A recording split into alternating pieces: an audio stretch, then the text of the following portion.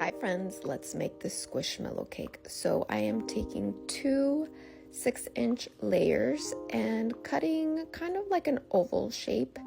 I did print out an image of the Squishmallow and I have it in front of me just as a guide. The top tier was a 5-inch that I cut out, and then I'm using the remains, the pieces that I cut out, to put on the top.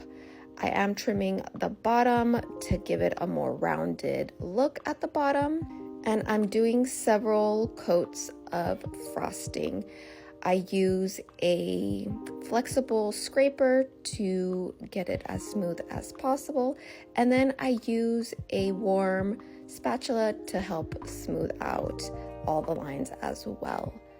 I've dyed some fondant and added some CMC powder to harden the ears.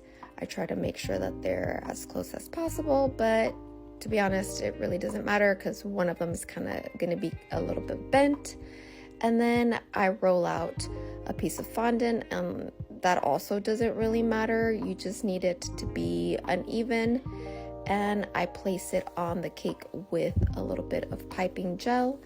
I made a little triangle for the nose and use my extruder to do the mouth and the little whiskers and eyelashes. I rolled out the ends to make them pointy and give them more of a wispy look.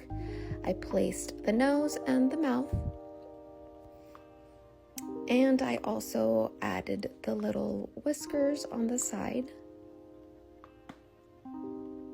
I made some holes and placed the ears on top and added piping gel as well.